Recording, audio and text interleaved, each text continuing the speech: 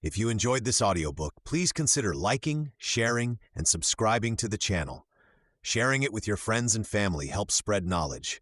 And when we help others grow, we grow too. Thank you so much for listening. Let's dive into the book. Chapter 1. Meeting Stress Where You Are. Part 1. The Day Stress Knocked.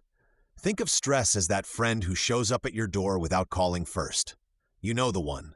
They arrive precisely when you least expect them, catch you in your pajamas, and somehow always know exactly when you're having a perfectly ordinary Tuesday.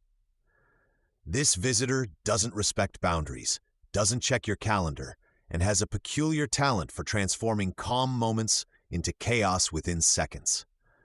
Learning to recognize when stress comes knocking isn't just helpful, it's essential for maintaining your peace of mind and taking control of your daily experience. Elena was washing dishes on a Sunday evening when she felt it, that familiar tightness creeping up her neck. The weekend was ending, Monday loomed ahead, and her body was already preparing for battle.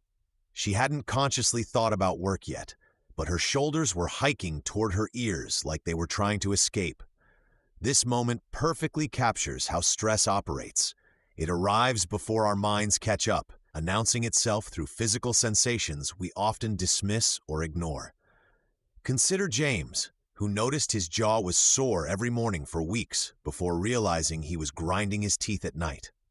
His conscious mind felt fine, but his body was processing worry about his daughter's college applications. The stress had been visiting nightly, working its way through his sleep without invitation. His dentist's comment about worn teeth became the wake-up call that something needed attention. Stress manifests differently for everyone, like fingerprints or coffee preferences. Maria gets stomach butterflies before important meetings. David's left eye twitches when deadlines approach. Rachel finds herself forgetting simple words during conversations when overwhelmed. These aren't character flaws or weaknesses. They're your body's early warning system, trying to get your attention before things escalate. The tricky part about stress is its chameleon nature. Sometimes it arrives as obvious panic, racing heart, sweaty palms, racing thoughts. Other times it's subtle, a slight headache that won't quit, unusual fatigue, or finding yourself snapping at people you care about. Lisa thought she was just tired from her new job until she realized she'd been holding her breath during conference calls for months. What patterns do you notice in your own body when life feels overwhelming? Perhaps you clench your fists without realizing it, or maybe your breathing becomes shallow and quick. Modern life often trains us to push through discomfort rather than pause and listen. We grab another coffee for the headache, pop antacids for the stomach issues, and assume irritability is just part of being busy. But these signals serve a purpose. They're your internal GPS recalculating when you've taken a wrong turn or when the road ahead needs extra caution. Tommy learned this lesson during his first year managing a restaurant. He kept getting sick, minor colds that lingered, stomach troubles that came and went. He attributed everything to the busy season until his grandmother pointed out that his body was trying to tell him something important. When he finally acknowledged the stress of his new responsibilities, he could address it directly rather than treating symptoms. The goal isn't to eliminate stress entirely. That's neither possible nor healthy. Instead, think of recognition as friendship. When you acknowledge stress as a messenger rather than an enemy, you can work with it instead of against it. This shift changes everything about how you respond to challenging moments. Consider stress as your body's smoke detector. When it goes off, you don't smash the detector, you look for the fire. Sometimes it's a real emergency requiring immediate prolad. Other times, it's just burnt toast, and you need to open a window and reset the alarm. Both responses are appropriate, but only when you recognize what's actually happening. Practice checking in with yourself regularly throughout the day. Notice your breathing. Scan your body for tension. Observe your thoughts without judgment. This isn't about fixing everything immediately. It's about building awareness so stress can't sneak up on you quite so easily. When stress comes knocking, greet it like that unexpected friend. Acknowledge its presence, understand why it might be visiting, and then decide consciously how you want to respond. This simple recognition transforms you from victim to participant in your own well-being. Part 2. Listening to your body's whisper. Your body speaks a language older than words, sending signals through tight shoulders, a racing heart, or that nagging headache that appears just before important meetings. These physical messengers arrive long before your mind recognizes stress, offering you precious early warning systems that can prevent small tensions from becoming overwhelming storms. Learning to hear these whispers transforms how you respond to life's challenges, allowing you to address stress at its source rather than after it has already disrupted your day. Elena noticed her jaw ached every morning, but she blamed her pillow. For months, she attributed the tension to everything except what it actually was, her body's way of processing the pressure from her demanding job. Only when a friend mentioned grinding her teeth did Elena connect the dots. Her body had been trying to tell her something important for weeks. This story repeats itself in countless ways. Marcus felt his stomach twist before every team meeting, but dismissed it as hunger. Rita's shoulders climbed toward her ears whenever her phone buzzed with work emails, yet she never made the connection. These physical responses are not random discomforts.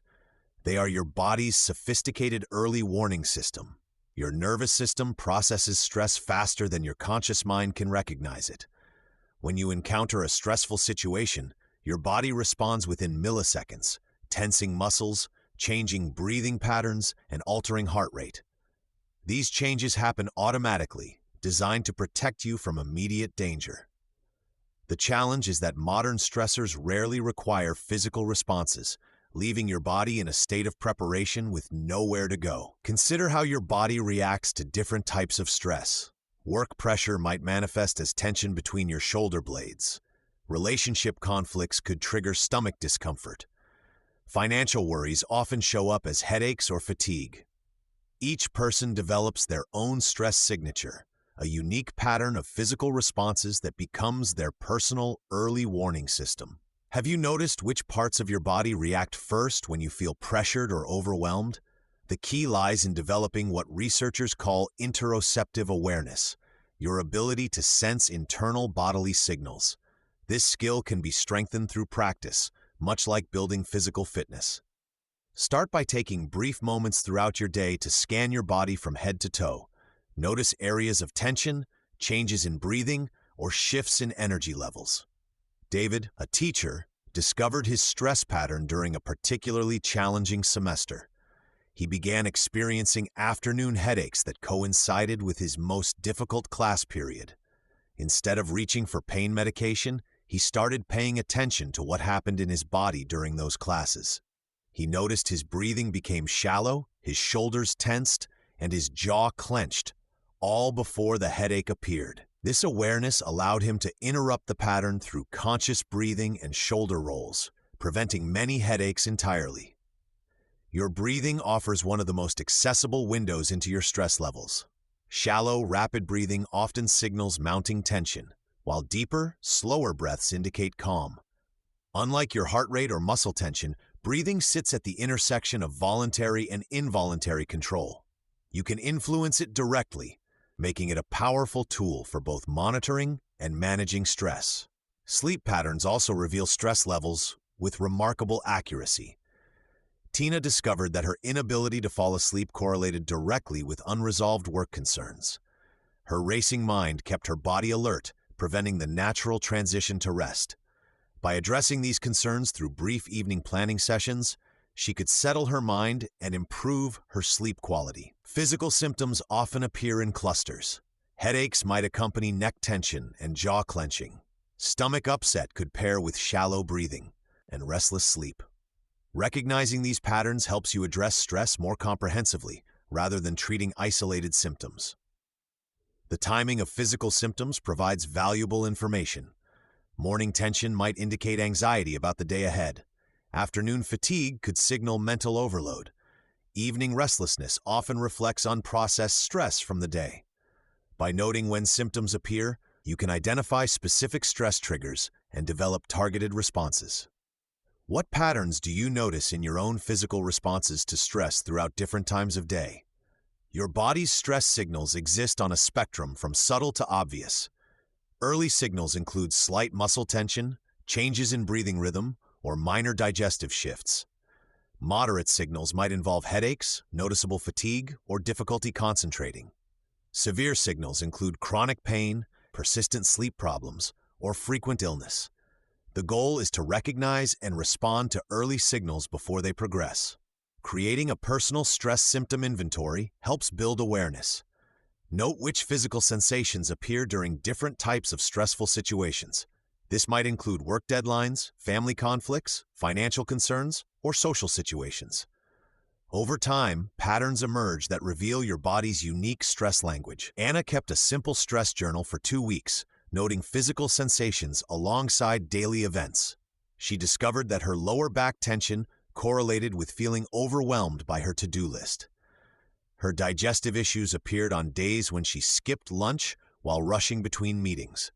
This awareness helped her make small adjustments that prevented larger problems. The practice of body scanning provides a systematic way to check in with physical sensations.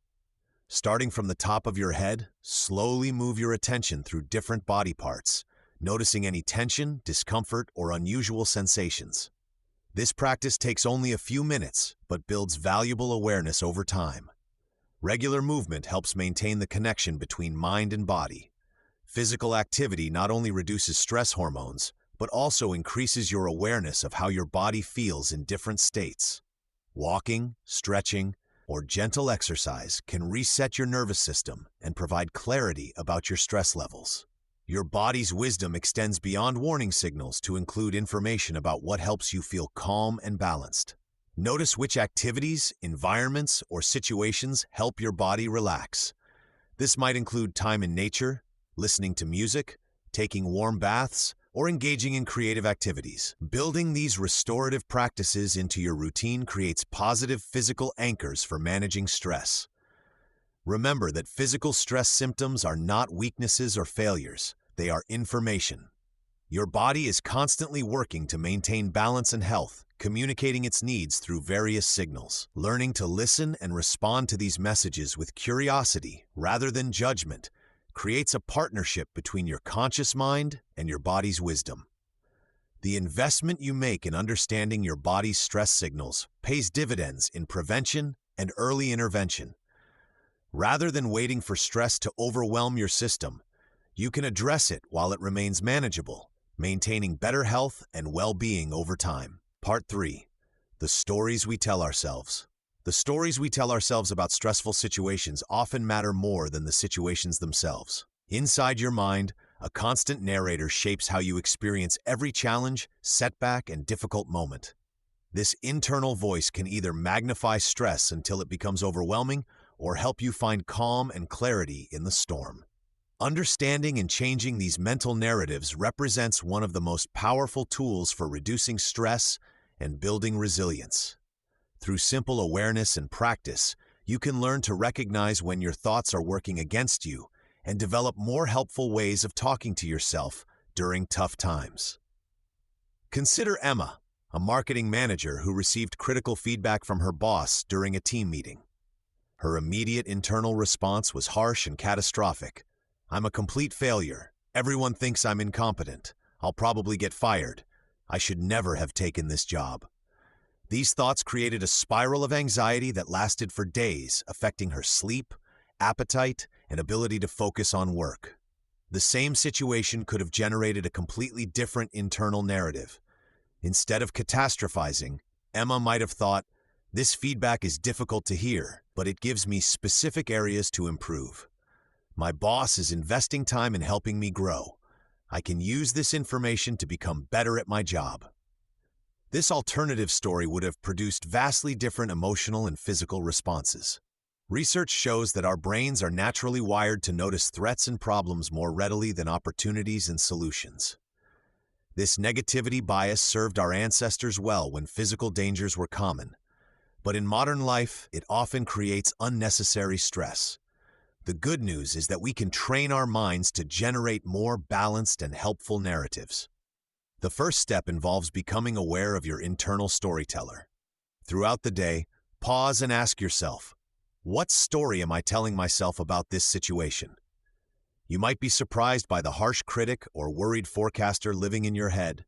Take Marcus, a college student who consistently told himself he was not smart enough whenever he struggled with coursework. This narrative created so much anxiety that he avoided studying, which ironically made his academic performance worse. Once Marcus learned to catch these self-defeating thoughts, he began questioning their accuracy. Was he really not smart enough, or was he simply encountering material that required more time and effort? By shifting his story to, "This is challenging and I need to adjust my study approach," he reduced his anxiety and improved his grades. Common stress-amplifying stories include catastrophizing, "This will ruin everything," personalizing, "It's all my fault," and fortune-telling, "Something terrible will happen." These patterns feel automatic because they've been practiced so many times. However, like any habit, they can be changed with conscious effort. What stories do you typically tell yourself when facing challenges? Are they helping you cope or making things harder? A practical exercise for reframing involves the best friend test. When you catch yourself in negative self-talk, ask, "Would I speak to my best friend this way if they were in this situation?" Usually the answer is no. We tend to show more compassion and encouragement to others than to ourselves. Learning to extend that same kindness inward can dramatically reduce stress.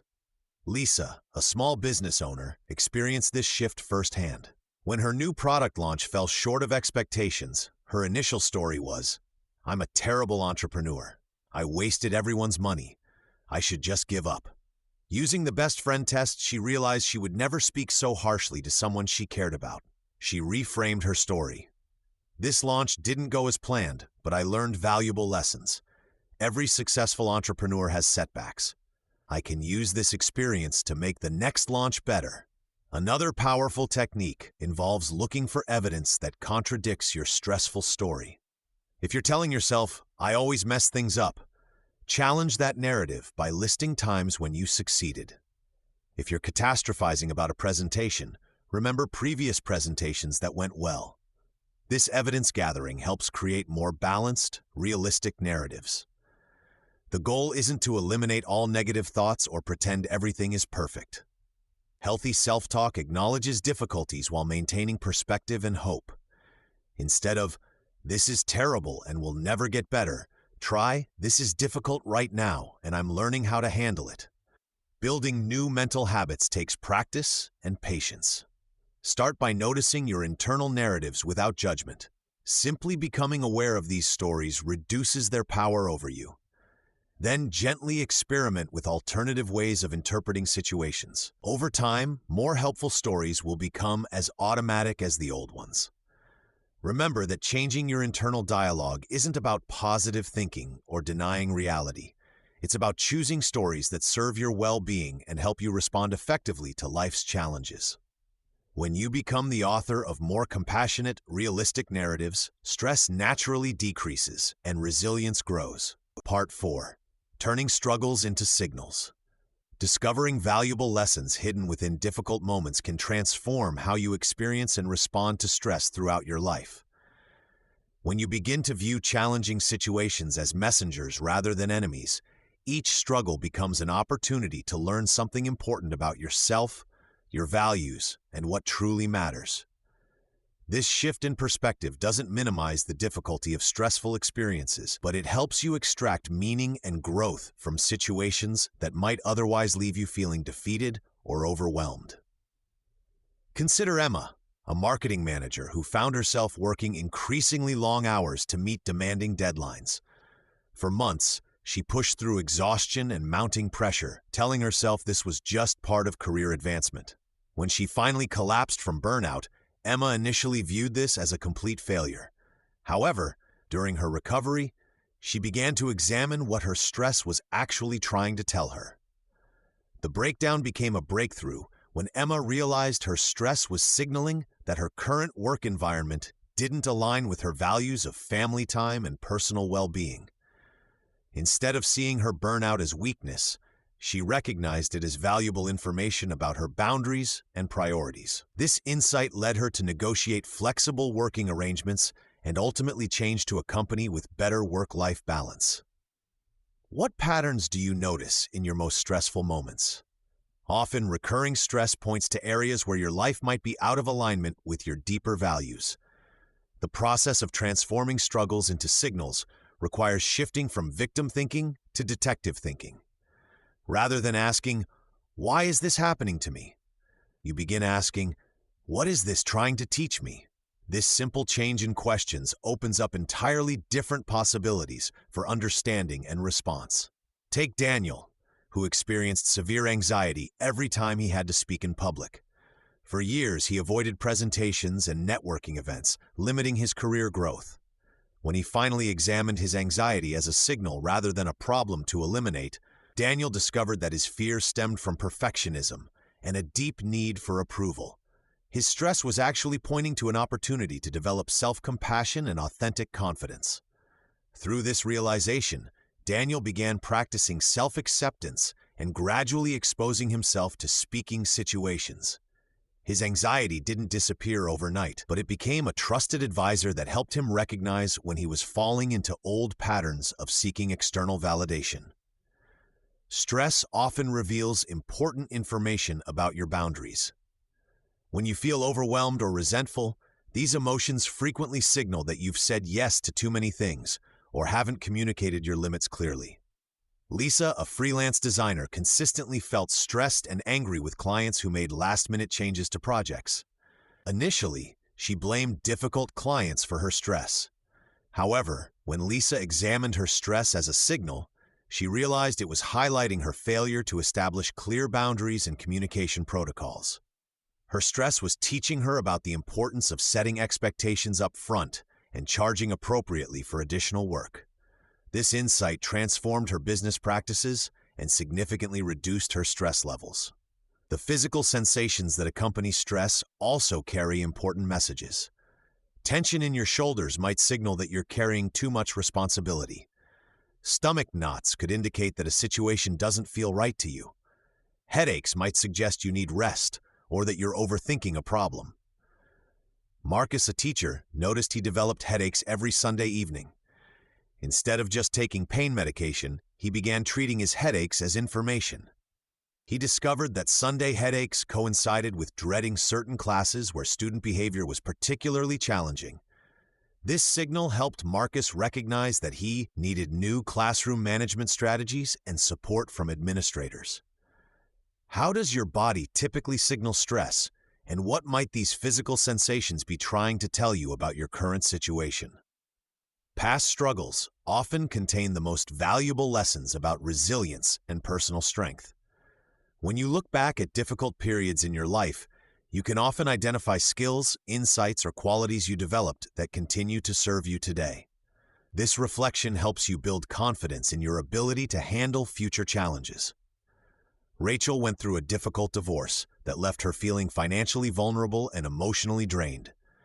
During the process, she had to learn new skills like managing finances independently and advocating for herself in legal situations. Years later, when Rachel faced job loss, she realized that her divorce experience had actually prepared her for this new challenge. The stress of her earlier struggle had taught her resourcefulness and resilience that she could now apply to finding new employment. This approach doesn't mean seeking out stressful situations or staying in harmful circumstances longer than necessary. Rather, it means extracting wisdom from difficulties you've already experienced and using that insight to build a stronger foundation for the future. Sometimes stress signals the need for important life changes. When chronic stress persists despite your best efforts to manage it, the message might be that something fundamental needs to shift. This could mean changing jobs, ending unhealthy relationships, or adjusting life goals that no longer serve you. The key is learning to distinguish between stress that calls for better coping strategies and stress that calls for life changes. Temporary stress from normal challenges usually responds well to management techniques. Persistent stress that doesn't improve despite your efforts often signals deeper misalignment that requires more significant adjustments.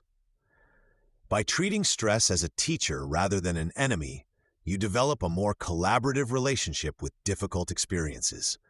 This doesn't make stress pleasant, but it makes it purposeful and potentially transformative. Chapter 2. The Mindful Pause. Part 1. Breathing through the storm. When you feel overwhelmed by work deadlines, family responsibilities, or unexpected challenges, your breath becomes your most reliable ally.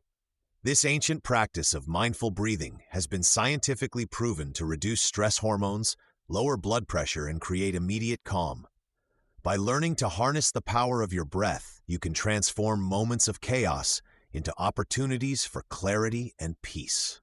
The techniques in this section require no special equipment or training, just your willingness to pause and breathe with intention. Elena rushed through the hospital corridors, her heart pounding as she received news that her father had been admitted to the emergency room. The familiar wave of panic began to rise, tight chest, shallow breathing, racing thoughts. But instead of surrendering to the anxiety, she remembered something she had learned weeks earlier. She stopped walking, placed one hand on her chest and another on her stomach, and began to breathe deeply. Within minutes, her racing heart slowed, her mind cleared, and she felt capable of handling whatever lay ahead. This transformation happened because Elena had learned to activate her body's natural relaxation response through mindful breathing. When we experience stress, our sympathetic nervous system triggers the fight-or-flight response, flooding our bodies with stress hormones like cortisol and adrenaline. Our breathing becomes shallow and rapid, our heart rate increases, and our muscles tense. However, conscious breathing activates the parasympathetic nervous system, which signals our body to return to a calm state. The science behind this process is remarkably simple, yet powerful. When you breathe slowly and deeply, you stimulate the vagus nerve, which runs from your brain to your abdomen. This nerve acts like a natural reset button, telling your body that it's safe to relax. Research shows that just 4 minutes of deep breathing can significantly reduce cortisol levels and create measurable changes in brain activity associated with stress and anxiety. Marcus, a construction supervisor, discovered this truth during a particularly challenging project. When equipment failures and tight deadlines threatened to derail his work, he felt his stress levels skyrocket. Instead of letting frustration take over, he excused himself for a few minutes and practiced the breathing technique he had recently learned. He breathed in for 4 counts, held for 4, and exhaled for 6 counts. After repeating this pattern 10 times, he returned to his team with renewed focus and clarity, successfully resolving the crisis. The key to effective stress-reducing breathing lies in making your exhale longer than your inhale. This simple adjustment sends a powerful signal to your nervous system that you're safe and can relax. Try this basic technique right now. Breathe in through your nose for a count of 4, hold for 2 counts, then exhale through your mouth for 6 counts. Notice how your body begins to soften even after just a few repetitions. Can you recall a recent stressful situation where you felt your breathing become shallow or rapid? Imagine how different that experience might have been if you had paused to breathe mindfully. Another powerful technique is belly breathing, which ensures you're using your diaphragm rather than breathing shallowly from your chest. Place one hand on your chest and another on your belly. As you breathe in, focus on expanding your belly while keeping your chest relatively still. This deeper breathing pattern maximizes oxygen exchange and promotes relaxation more effectively than shallow chest breathing. Rosa, a nurse working long shifts during a busy flu season, found herself constantly anxious and exhausted. She began practicing belly breathing during her short breaks, even if just for 2 minutes at a time. Within a week, she noticed she felt more centered during her shifts and slept better at night. The cumulative effect of these brief breathing sessions created a noticeable improvement in her overall stress levels. The beauty of mindful breathing lies in its accessibility. You can practice it anywhere, stuck in traffic, waiting in line, before an important meeting, or lying in bed. No one needs to know you're doing it, and it requires no special preparation or equipment. The breath you need is already within you, waiting to be used as a tool for calm. Consider the 4-7-8 technique, which many people find particularly effective for reducing anxiety. Inhale through your nose for 4 counts, hold your breath for 7 counts, then exhale completely through your mouth for 8 counts. This pattern helps reset your nervous system and can be especially useful before sleep or during moments of high stress.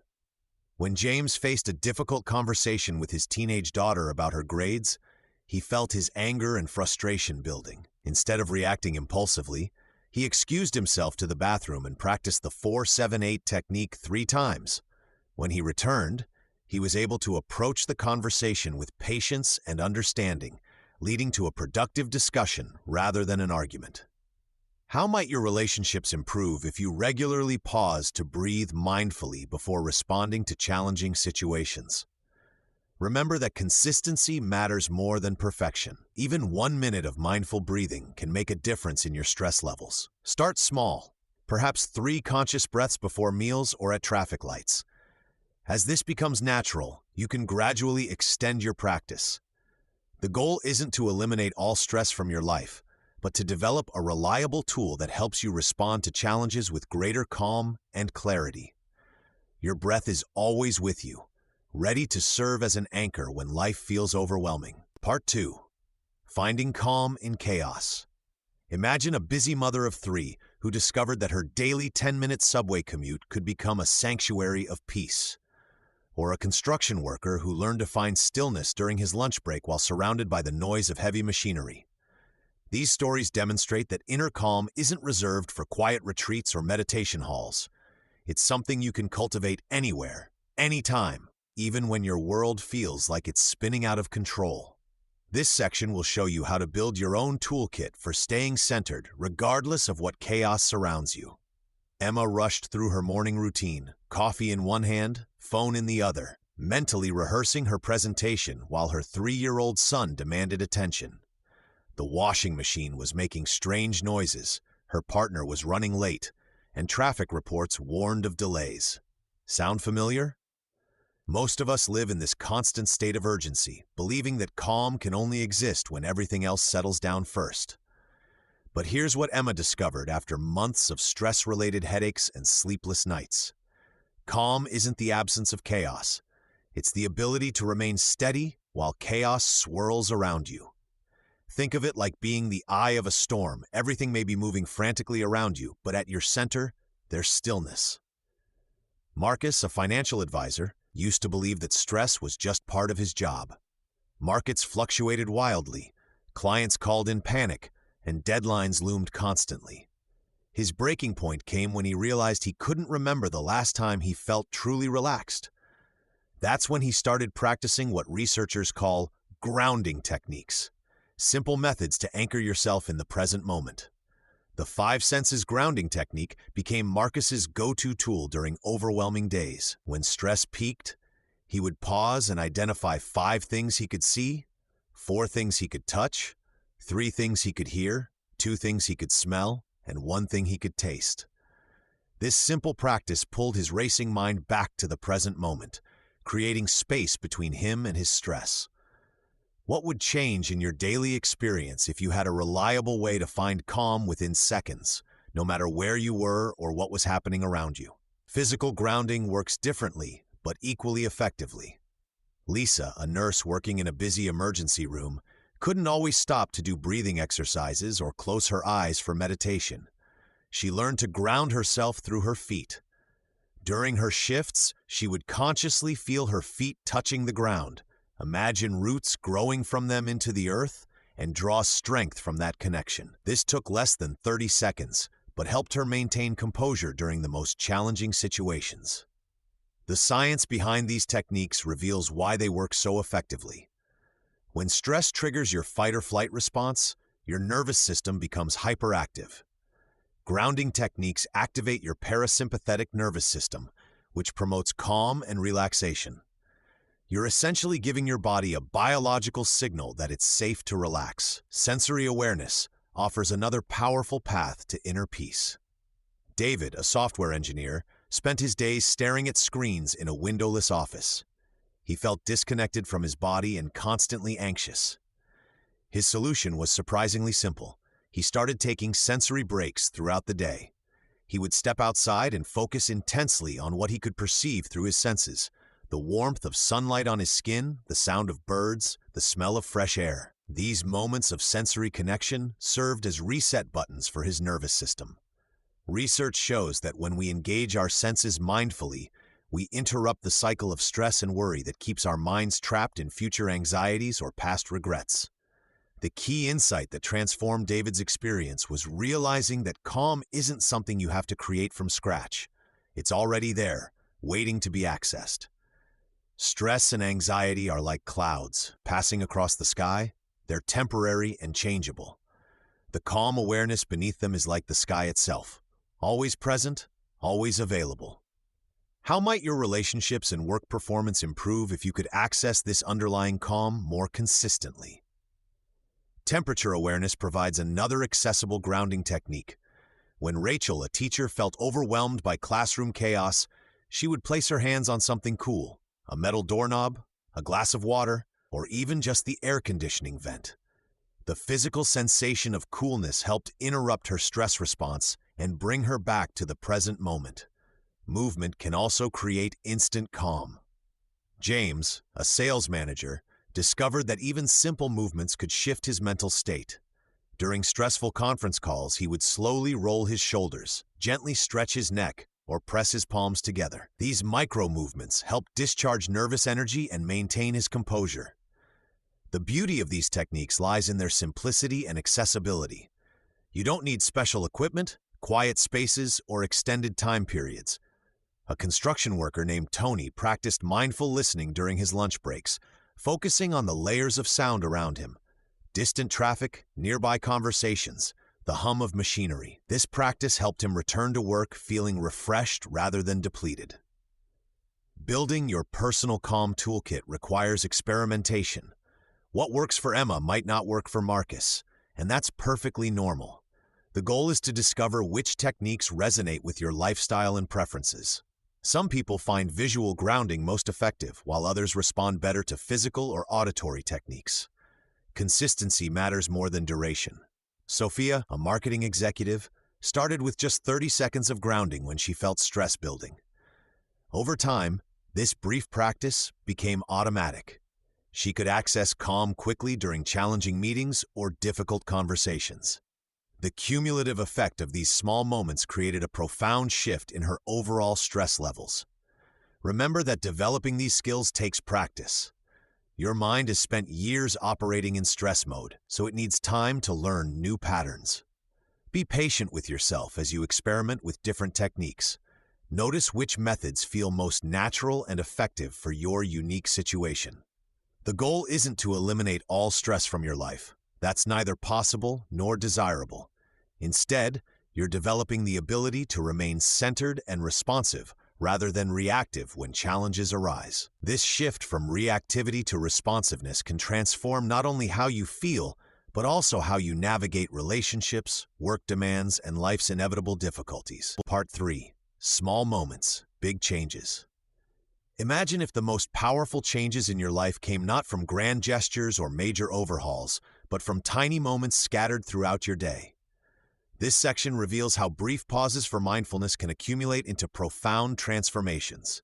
You'll discover practical ways to weave small yet intentional actions into your routine, creating ripple effects that reduce stress and enhance well-being. These micro-moments of self-care require no special equipment or extensive time commitments, yet they hold the potential to reshape your relationship with stress completely.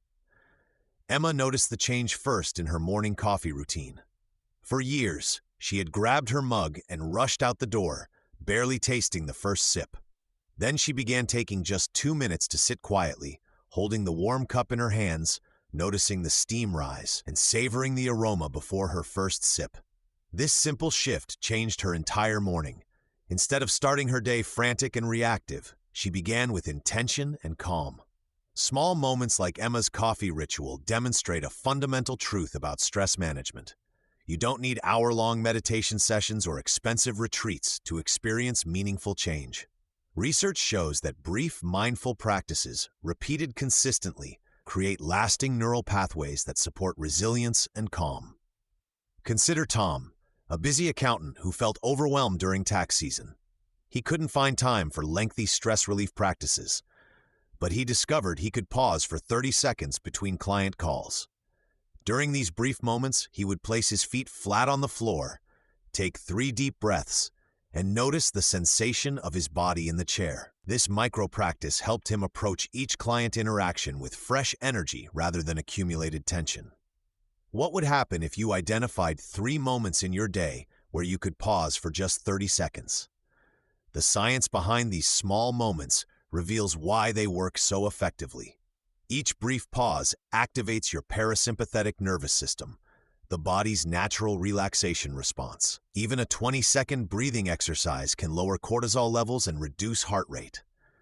When repeated throughout the day, these moments create a foundation of calm that helps you navigate stress more skillfully. Maria discovered this principle during her hectic retail job. Between serving customers, she would step into the stockroom and take 5 conscious breaths. She focused on the sensation of air entering and leaving her nostrils. This simple practice helped her maintain patience and energy throughout busy shifts. Her colleagues noticed she seemed less frazzled and more present with customers. Gratitude practices offer another powerful example of how small moments create big changes. James, a teacher, felt burned out by his demanding schedule. He began writing down 3 things he appreciated each morning before checking his phone. Sometimes these were simple observations: the warmth of sunlight through his window, the comfort of his bed, or the sound of birds outside. This practice took less than 2 minutes, but shifted his perspective from scarcity to abundance. The cumulative effect of these practices resembles how drops of water eventually fill a bucket. Each mindful moment may seem insignificant alone, but together they create a reservoir of calm you can draw from during stressful situations. Your nervous system begins to recognize these states of peace as familiar rather than foreign.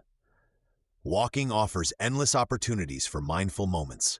Instead of rushing from place to place lost in thought, you can use transitions as opportunities for presence. Lisa, a nurse, transformed her walk from the parking lot to the hospital entrance into a centering ritual. She would notice her feet touching the ground, feel the air on her skin, and observe her surroundings with fresh eyes. This brief practice helped her arrive at work grounded rather than scattered. How might you transform routine activities like walking, eating, or waiting into opportunities for mindfulness? The beauty of small moments lies in their accessibility. You don't need perfect conditions or ideal circumstances. Rachel, a mother of young children, found moments of mindfulness while folding laundry. She would focus completely on the texture of fabrics, the rhythm of her movements, and the simple satisfaction of creating order. These mundane tasks became opportunities for peace rather than sources of stress. Technology can support these practices when used intentionally. David set gentle reminders on his phone to pause and breathe 3 times daily. When the notification appeared, he would stop whatever he was doing, take 3 conscious breaths, and notice his current state without judgment. This simple practice helped him recognize stress patterns before they escalated. Mindful eating represents another accessible practice with profound effects. Instead of rushing through meals while distracted, you can use eating as an opportunity for presence. Notice colors, textures, flavors, and the satisfaction of nourishment. Anna, a busy executive, began eating her lunch away from her computer, focusing entirely on the experience of eating. This practice not only reduced her stress, but improved her digestion and energy levels. The key to success with small moments lies in consistency rather than perfection. Start with one practice and maintain it for several days before adding another. Your brain needs time to establish new neural pathways. Choose moments that feel natural and sustainable within your current routine. These micro-practices work because they interrupt autopilot mode, the state where you move through life without conscious awareness. When you pause to breathe, notice your surroundings, or practice gratitude, you step out of automatic reactions and into conscious response. This shift from reactive to responsive living forms the foundation of stress resilience. Remember that the goal isn't to eliminate all stress, but to change your relationship with it. Small moments of mindfulness create space between you and your stressors, allowing you to choose your responses rather than being controlled by circumstances. This space, even if it lasts only seconds, can transform your entire day. Part 4. The power of being present. Life feels like a constant race against time. Your mind jumps between yesterday's mistakes and tomorrow's worries, while the actual moment slips away unnoticed. This creates a cycle where stress feeds on itself, growing stronger with each mental leap backward or forward. Learning to anchor yourself in the present moment offers a powerful escape from this exhausting pattern. When you practice presence, you discover that most of your stress exists only in your thoughts about what was or what might be. The present moment, surprisingly, is usually manageable and often peaceful. Consider Maya, a marketing manager who spent her days mentally rehearsing presentations while physically sitting in meetings. Her mind raced through potential disasters that rarely happened, creating tension that followed her home each evening. During lunch breaks, she ate mechanically while planning afternoon tasks, never tasting her food or noticing her body's hunger signals.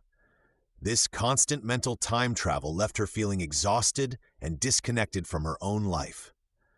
The human brain processes approximately 70,000 thoughts daily, with research showing that 90% of these thoughts are repetitive. Most center on past regrets or future anxieties rather than present realities. This mental pattern creates what psychologists call experiential avoidance, where you unconsciously flee from the current moment to avoid discomfort. However, this avoidance often amplifies the very stress you're trying to escape. When Maya began practicing presence, she started with simple awareness during routine activities. Instead of planning her evening while brushing her teeth, she focused on the taste of toothpaste and the sensation of bristles against her gums. This small shift created a pocket of calm in her morning routine. During her commute, rather than rehearsing worst-case scenarios, she noticed the changing colors of leaves or the rhythm of her breathing. Present moment awareness works because it interrupts the stress cycle at its source. When your attention rests in the now, your nervous system naturally shifts from fight-or-flight mode into a more balanced state. Your heart rate slows, muscle tension decreases, and stress hormones like cortisol begin to normalize. This physiological change happens automatically when you genuinely connect with the present moment. Think about the last time you felt completely absorbed in an activity. Perhaps you were gardening, cooking, or having a meaningful conversation. During these moments, worry disappeared because your full attention engaged with what was happening right then. This natural state of presence is always available, but it requires intentional practice to access consistently. David, a father of 3, discovered this during his evening walks. Initially, he used this time to mentally organize tomorrow's schedule and worry about work deadlines. His walks felt like another task to complete rather than a restorative break. When he began focusing on his footsteps hitting the pavement and the cool air filling his lungs, his walks transformed into genuine stress relief. The problems that seemed overwhelming in his head became more manageable when he returned home with a clearer mind. What activities in your daily routine could become opportunities for practicing presence instead of mental time travel? Eating offers one of the most accessible ways to practice presence.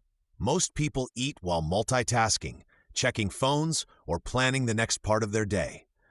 This divided attention prevents you from recognizing hunger and fullness cues, often leading to overeating or digestive issues.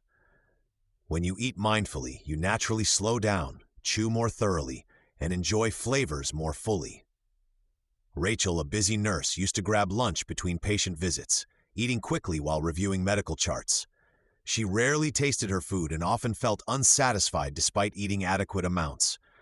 When she began dedicating just 10 minutes to mindful eating, sitting quietly with her meal, she noticed textures and flavors she had missed for years. This simple change improved her digestion and created a peaceful break in her hectic schedule. Listening presents another powerful opportunity for presence practice. True listening means giving your complete attention to the speaker without mentally preparing your response or judging their words. This quality of presence transforms relationships and reduces interpersonal stress significantly. Marcus, a team leader, realized he spent meetings thinking about his next point rather than truly hearing his colleagues. This pattern created miscommunication and repeated discussions that could have been resolved efficiently. When he began listening with full presence, focusing entirely on understanding rather than responding, his team meetings became more productive and collaborative. His stress levels decreased because communication improved dramatically. How might your relationships change if you offered others the gift of your complete presence during conversations? The practice of presence extends beyond formal activities into micro moments throughout your day. Waiting in line, stuck in traffic, or walking between rooms all become opportunities to return to the present moment. Instead of letting these transitions fuel frustration or worry, you can use them as natural reminders to check in with your current experience. When Laura found herself stuck in unexpected traffic, her usual response involved calculating how late she would be and imagining her boss's reaction. This mental spiral increased her stress without changing the traffic situation. She began using traffic delays as cues to notice her breathing, relax her shoulders, and observe her surroundings. These moments of presence helped her arrive at destinations feeling calmer, even when running late. Physical sensations provide reliable anchors for present moment awareness. Your body always exists in the now, making it an excellent focal point when your mind wanders into past or future concerns. The feeling of your feet on the ground, the weight of your body in a chair, or the temperature of air on your skin all serve as gentle reminders of where you actually are right now. Present moment living doesn't mean avoiding planning or learning from past experiences. Rather, it means engaging with memories and future plans from a grounded, present-centered awareness. When you plan tomorrow's schedule while feeling rooted in today's reality, you make clearer decisions with less anxiety. When you reflect on past experiences from a present moment perspective, you can learn without getting trapped in regret or rumination. The cumulative effect of presence practice extends far beyond stress reduction. Regular present moment awareness enhances creativity, improves decision-making, and deepens appreciation for simple pleasures. Colors seem more vivid, conversations feel more meaningful, and everyday experiences regain their natural richness. Jennifer, an accountant who spent years feeling like life was passing her by, began practicing presence during her morning coffee routine. Instead of scrolling through news while drinking, she focused on the warmth of the mug in her hands and the aroma rising from her cup. This simple practice helped her rediscover small joys she had forgotten existed. Over time, this awareness spread into other areas of her life, making ordinary moments feel more satisfying and complete. Being present also strengthens your relationship with yourself. When you spend time in the present moment, you become more aware of your actual needs, feelings, and preferences, rather than what you think you should need or feel. This self-awareness forms the foundation of authentic living and reduces the stress that comes from constantly trying to be someone you're not. The practice requires patience and self-compassion. Your mind will continue wandering into past and future concerns because that's what minds naturally do. The key lies not in stopping these thoughts, but in gently returning your attention to the present moment when you notice the wandering. Each return strengthens your ability to remain present during challenging situations. Starting small makes the practice sustainable. Choose one routine activity each day to perform with complete presence. Whether it's washing dishes, walking to your car, or drinking your morning beverage, use this time to anchor yourself in the current moment. As this becomes natural, gradually extend present moment awareness into other parts of your day. Remember that presence is not a destination, but a practice. Each moment offers a fresh opportunity to begin again, regardless of how distracted you may have been moments before. This forgiving quality of present moment awareness creates space for growth without the pressure of perfection that often increases stress rather than reducing it. Chapter 3. Rewriting the Stress Story. Part 1. Flipping the Script on Worry. The thoughts swirling through your mind often carry more weight than the actual events happening in your life. Most people spend countless hours replaying worst-case scenarios, imagining disasters that never occur, and letting worry consume their energy. This pattern of thinking becomes so automatic that it feels natural, but it doesn't have to be permanent. You can learn to recognize these unhelpful thought cycles and replace them with responses that serve you better. The key lies in understanding that your mind's first reaction to stress isn't always the most accurate or helpful one. Lisa found herself awake at 3 a.m., heart racing as she imagined tomorrow's presentation going wrong. She pictured herself stumbling over words, forgetting key points, and watching colleagues shake their heads in disappointment. The more she thought about it, the more anxious she became. This scenario played out every night before important meetings, leaving her exhausted and dreading events that usually went fine. The problem wasn't the presentation itself, but the story Lisa told herself about it. Her mind had created a habit of jumping to worst-case scenarios, treating imagined threats as real dangers. This pattern affects millions of people who mistake worry for preparation and anxiety for protection. Your brain evolved to scan for threats, but in modern life, this survival mechanism often works against you. When you repeatedly think about potential problems, your nervous system responds as if those problems are actually happening. The stress hormones flood your body, your muscles tense, and your sleep suffers, all because of events that exist only in your imagination. The first step in changing this pattern involves recognizing when your mind shifts into worry mode. Notice the physical sensations that accompany anxious thoughts. Does your chest tighten? Do your shoulders rise? Does your breathing become shallow? These bodily signals often appear before you consciously realize you're worrying. Marcus worked as a software engineer and noticed his jaw would clench whenever he received emails from his manager. Before reading the message, he'd already imagined criticism, project changes, or potential job loss. By learning to recognize the jaw tension as his early warning system, Marcus could pause and read emails with a calmer mindset. This awareness creates a crucial moment of choice. Instead of automatically following worry thoughts down their familiar path, you can consciously choose a different response. This doesn't mean ignoring real problems or pretending everything is perfect. It means distinguishing between productive problem-solving and unproductive worry loops. When you catch yourself in a worry spiral, ask yourself 3 simple questions. First, is this thought helping me solve a real problem? Second, is this worry about something I can actually control? Third, would I speak to a good friend the way I'm speaking to myself right now? Most worry thoughts fail these tests.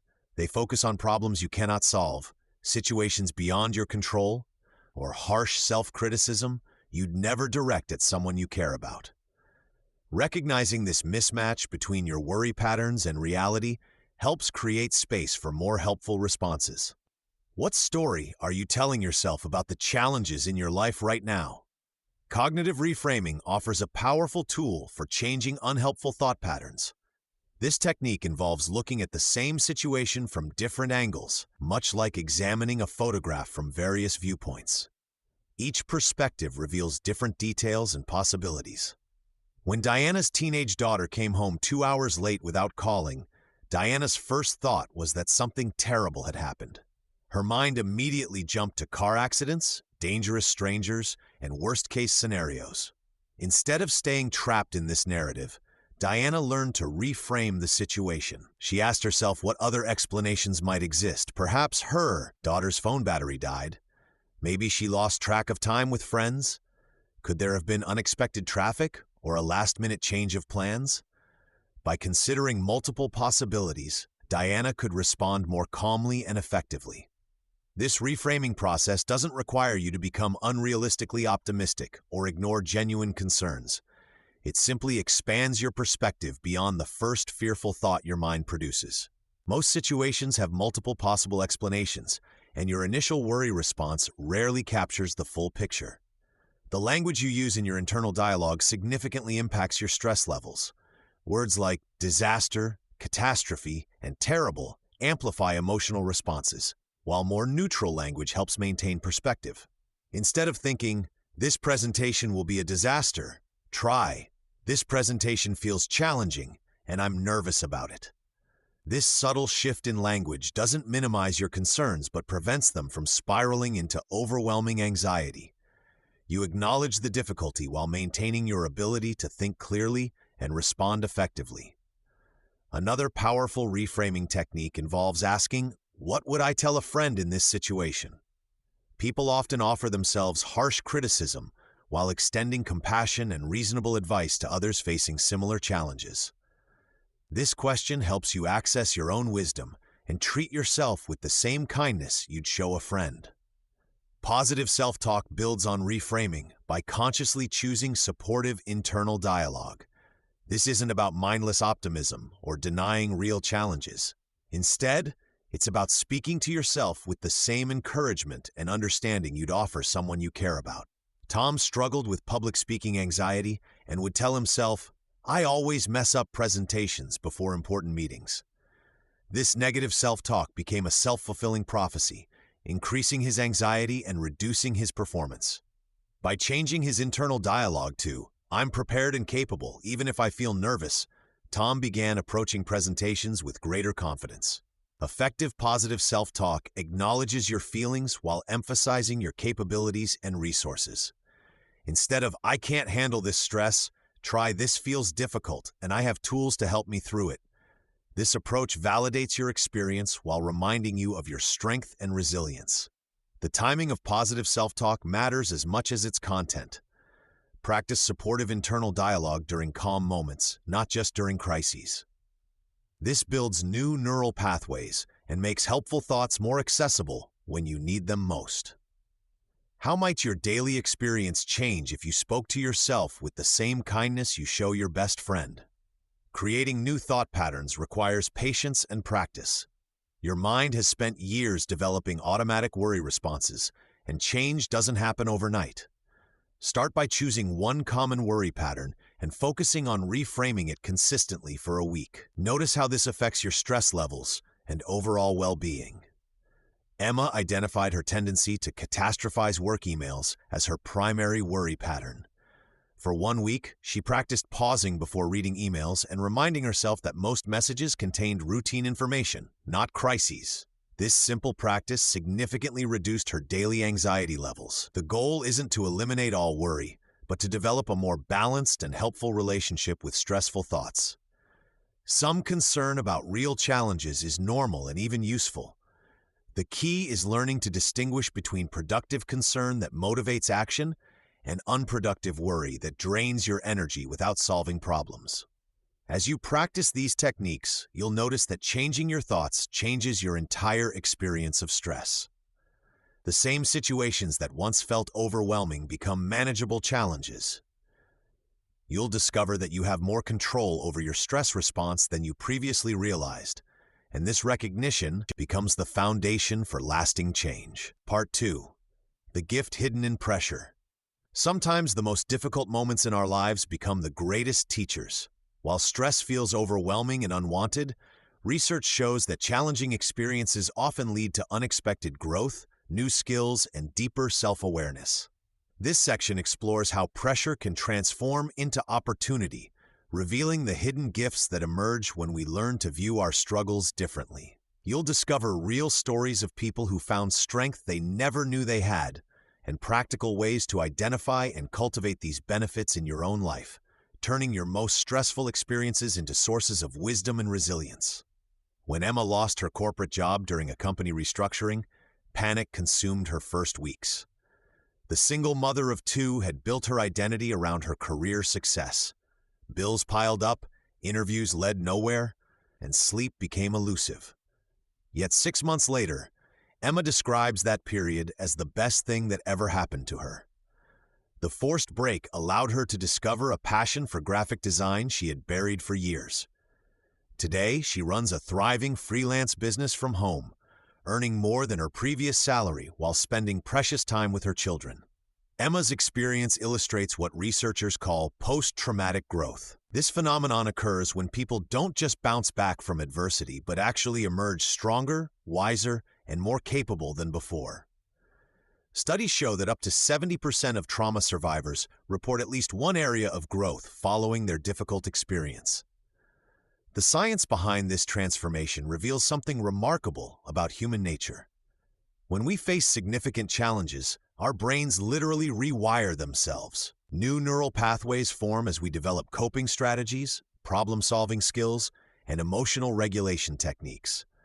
The stress that initially feels destructive actually becomes the catalyst for developing mental muscles we never knew we possessed. Consider David, a shy accountant who dreaded public speaking. When his company promoted him to a leadership role requiring regular presentations, his anxiety peaked, Instead of declining the position, David chose to face his fear. He joined a local speaking club, practiced breathing techniques, and gradually built confidence. 2 years later, he delivers keynote speeches at industry conferences. The pressure that once terrified him became the doorway to discovering his natural ability to inspire others. What distinguishes people who find growth in stress from those who remain stuck? Research identifies several key factors. First, they maintain what psychologists call cognitive flexibility.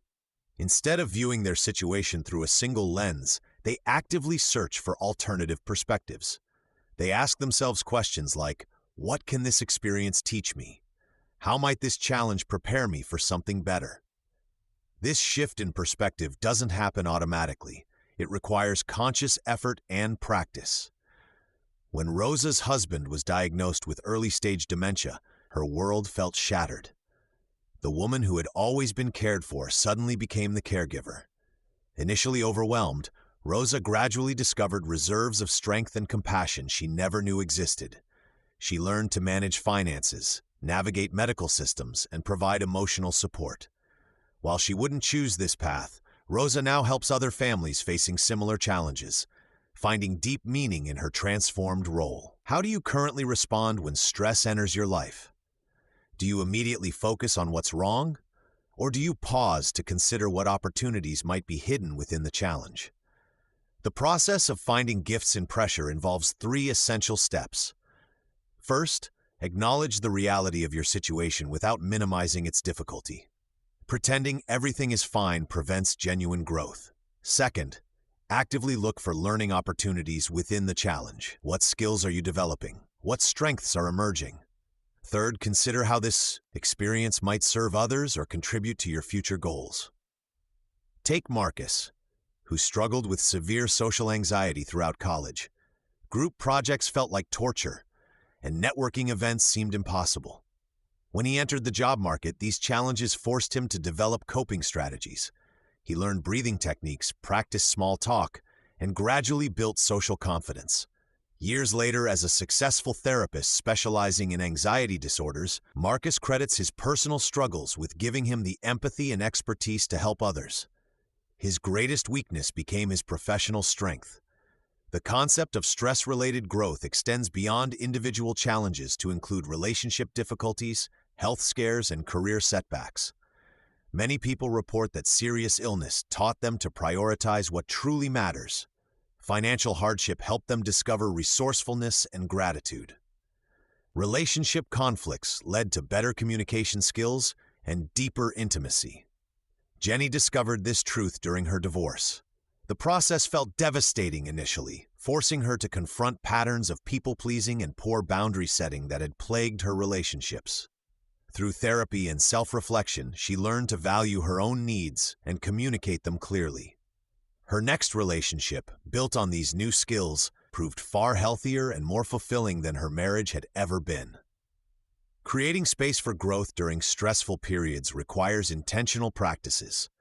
Keep a daily journal focusing on small victories and lessons learned. Even writing down one insight or positive development each day helps your brain notice patterns of growth. Practice gratitude specifically for challenges, asking yourself how difficulties are shaping you into a stronger person. Connect with others who have faced similar struggles. Hearing their stories of transformation provides hope and practical strategies. Many people find that sharing their own growth journey helps others while reinforcing their own progress. Remember that finding gifts in pressure doesn't mean denying pain or pretending challenges aren't difficult. Growth and struggle coexist. The goal isn't to feel grateful for trauma, but to recognize that humans possess remarkable capacity for adaptation and development, even in the midst of hardship. What strengths have you discovered about yourself during previous difficult periods that you might not have found otherwise? Part 3. Building your resilience toolkit. Building resilience isn't about toughening up or pretending hardships don't hurt. It's about developing a personalized set of tools and habits that help you bounce back when life knocks you down. Think of resilience as your internal emergency kit, filled with strategies that work specifically for you. The beauty lies in knowing that resilience grows stronger with practice, just like a muscle that becomes more powerful with consistent exercise. This practical approach transforms how you respond to future challenges, giving you confidence that whatever comes your way, you have the tools to handle it and emerge stronger. Resilience starts with recognizing what actually drains your energy versus what restores it. Take Elena, a working mother who constantly felt overwhelmed until she began tracking her daily activities. She discovered that saying yes to every request left her running on empty. Her first resilience tool became learning to set clear boundaries. She started with small steps, declining one unnecessary commitment each week and protecting 30 minutes each morning for herself. The boundary-setting process follows a simple pattern. First, identify your non-negotiables, the things you absolutely need to function well. For Elena, this meant 8 hours of sleep and at least 15 minutes of quiet time before work. Next, communicate these boundaries clearly and kindly. When colleagues asked her to take on extra projects, she would say, "I appreciate you thinking of me, but I can't take this on without compromising my current commitments." Finally, maintain consistency. Boundaries only work when you stick to them, even when it feels uncomfortable at first. Building optimism forms another crucial tool in your resilience toolkit. This doesn't mean forcing positive thinking or ignoring real problems. Instead, it involves training your mind to notice possibilities alongside challenges. Marcus, a small business owner, struggled when his company faced financial difficulties. Rather than focusing solely on what could go wrong, he began keeping a daily log of 3 things that went well, no matter how small. Some days it was as simple as a customer's thank you note or finding a new cost-saving measure. Research shows that optimistic thinking patterns can be learned through specific practices. Start by catching catastrophic thoughts as they arise. When you notice yourself thinking, "This will never work," or "everything is falling apart," pause and ask yourself what evidence supports this conclusion. Then, deliberately consider alternative explanations or outcomes. What would you tell a friend facing the same situation? Creating a strong support network provides perhaps the most powerful resilience tool available. Humans are wired for connection, and isolation makes stress exponentially harder to bear. Yet many people hesitate to reach out, believing they should handle everything alone. Rosa learned this lesson during a particularly difficult divorce. She initially withdrew from friends, feeling ashamed and not wanting to burden others. When she finally opened up to her sister, she discovered that sharing her struggles actually strengthened their relationship. Building support doesn't require having dozens of friends. Quality matters more than quantity. Start by identifying 2 or 3 people you trust completely. These might be family members, close friends, or even a therapist or counselor. Practice vulnerability gradually by sharing smaller concerns before tackling major issues. Most people feel honored when trusted with someone's real struggles and often share their own experiences in return. What patterns do you notice in your own stress responses, and which ones might benefit from having a specific tool or strategy ready? Physical resilience tools deserve equal attention alongside mental strategies. Your body and mind work as a team, and strengthening one supports the other. Regular exercise doesn't have to mean intense workouts at the gym. David, a busy executive, found that taking a 15-minute walk after lunch helped him handle afternoon pressure much better. The key lies in consistency rather than intensity. Sleep forms the foundation of physical resilience. When you're well rested, everything else becomes more manageable. Create a simple bedtime routine that signals to your body it's time to wind down. This might include dimming lights an hour before bed, avoiding screens, or practicing gentle stretches. Even small improvements in sleep quality can significantly boost your ability to handle stress. Nutrition also plays a vital role in resilience. You don't need to overhaul your entire diet overnight. Start by adding one resilience-supporting habit, such as eating a protein-rich breakfast or keeping healthy snacks available during stressful periods. When blood sugar remains stable, your emotional regulation improves dramatically. Developing emotional regulation skills creates another essential tool for your kit. This involves learning to experience difficult emotions without being overwhelmed by them. Lisa, a teacher, used to panic whenever she received critical feedback from parents. She learned to pause and take 3 deep breaths before responding, giving herself time to process the emotion without reacting impulsively. The technique provides a simple framework for emotional regulation. When you notice strong emotions arising, stop what you're doing, take a breath, observe what you're feeling without judgment, and proceed with intention rather than reaction. This creates space between trigger and response, allowing you to choose your reaction rather than being controlled by it. Flexibility thinking strengthens resilience by helping you adapt when plans change unexpectedly. Instead of viewing setbacks as failures, practice seeing them as information or redirection. When James lost his job unexpectedly, his initial reaction was panic and self-blame. Using flexibility thinking, he began viewing the situation as an opportunity to pursue the career change he'd been considering for years. Your personalized resilience toolkit should reflect your unique personality, lifestyle, and challenges. Some people thrive with structured routines, while others need more spontaneous approaches. Experiment with different tools and keep what works while releasing what doesn't serve you. The goal is creating a collection of strategies you can access quickly when stress levels rise. Regular practice makes these tools automatic when you need them most. Choose 1 or 2 techniques to focus on initially, rather than trying to implement everything at once. As these become natural habits, gradually add new tools to expand your capabilities. Remember that building resilience is an ongoing process, not a destination. Each challenge you navigate successfully strengthens your confidence and expands your toolkit for future use. Part 4. Learning to let go. The art of letting go represents one of the most powerful yet challenging aspects of stress management. When we grip tightly to things beyond our control, we create unnecessary suffering that often exceeds the original stressor.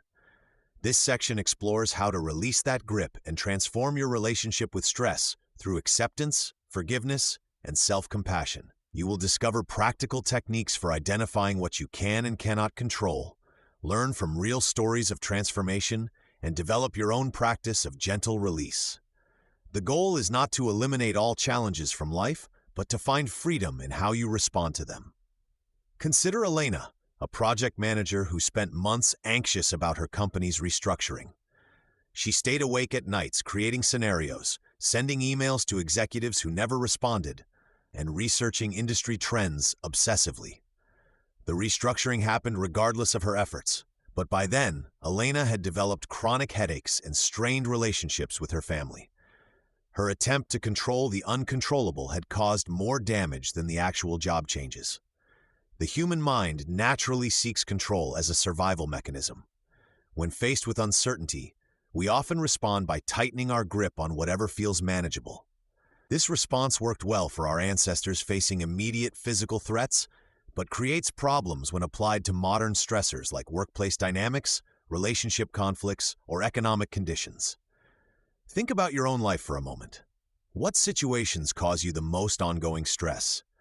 How much energy do you spend trying to influence outcomes that remain largely outside your direct control? Research in neuroscience shows that the act of worrying about uncontrollable events activates the same stress pathways as actual threats. Your body cannot distinguish between a real emergency and imagined future scenarios.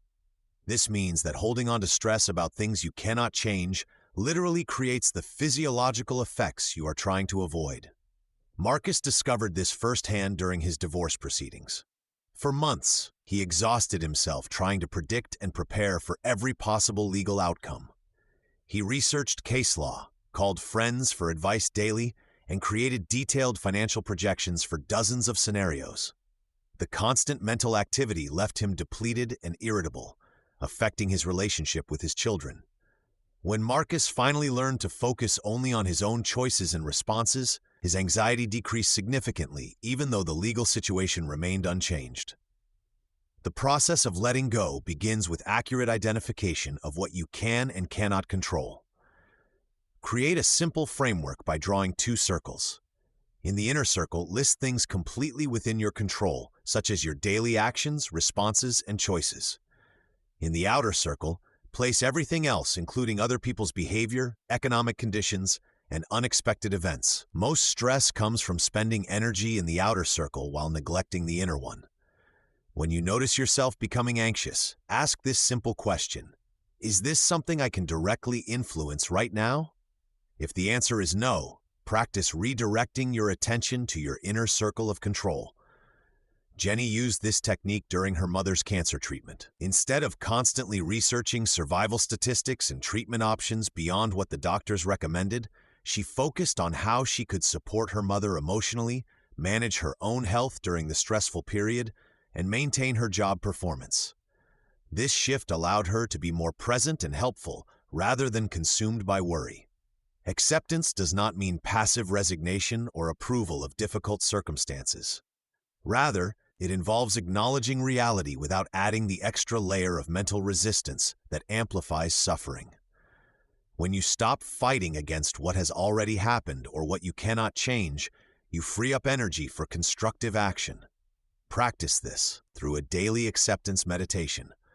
Spend 5 minutes acknowledging current stressors without trying to solve or change them. Simply notice each concern, breathe with it, and mentally say, "This is how things are right now." This practice builds your capacity to hold difficult emotions without being overwhelmed by them. What would change in your daily experience if you could fully accept current circumstances while still working toward positive changes? Forgiveness represents another essential component of letting go, both toward others and yourself. Many people carry stress from past conflicts, disappointments, or personal mistakes.